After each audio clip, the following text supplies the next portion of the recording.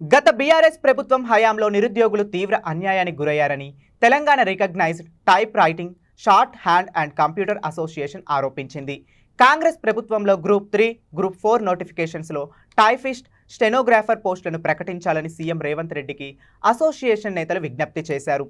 జనవరి నెలలో పక్క రాష్ట్రం తమిళనాడులో 2000 టైపిస్ట్, స్టెనోగ్రాఫర్ పోస్టులను ప్రభుత్వం ప్రకటించి నిరుద్యోగులకు ఆదుకుందని వారు గుర్తు చేసుకున్నారు. ఈ విషయాన్ని తెలంగాణ ప్రభుత్వం పరిగణలోకి తీసుకుని తమిళనాడు తరహాలో రాష్ట్రంలో టైపిస్ట్, స్టెనోగ్రాఫర్ నిరుద్యోగులను ఆదుకోవాలని వారు కోరారు. హైదరాబాద్ హైదర్గూడలో NSSలో ఏర్పాటు చేసిన సమావేశంలో అసోసియేషన్ అధ్యక్షుడు సతీష్ బాలిగా విజ్ఞప్తి చేశారు.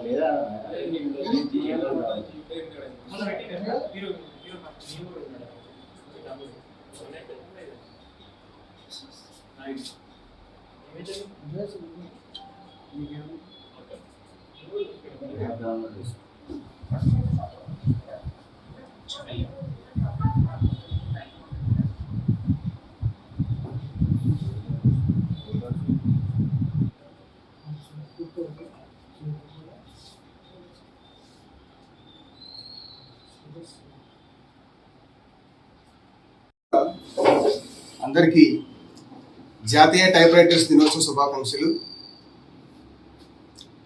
ఏదైతే గ్రూప్ 4 నోటిఫికేషన్స్ ఉంటాయో గత 10-15 సంవత్సరాల నుండి గ్రూప్ 4 నోటిఫికేషన్స్లో అరాకొరా పోస్టులు ఇచ్చేసి నిరుద్యోగులకు నిరాశ కలిగిస్తుందని గవర్నమెంట్స్.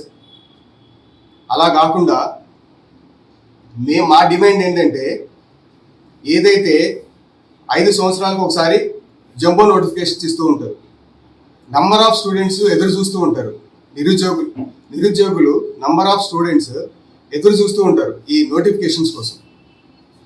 ఏదైతే టైపిస్ట్, స్టెనోగ్రాఫర్ పోస్టులు ప్రతి నోటిఫికేషన్లో అరాకొరా ఇచ్చేసి చేతులు దులుపుకుంటున్నాయి.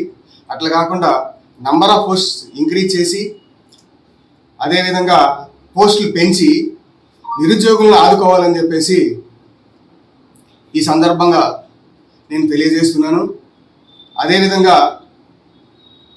ఈ గ్రూప్ 4లో ఆల్రెడీ గ్రూప్ 4 అయిపోయింది, అది కష్టం. ఇది మళ్ళీ రావడం కష్టం.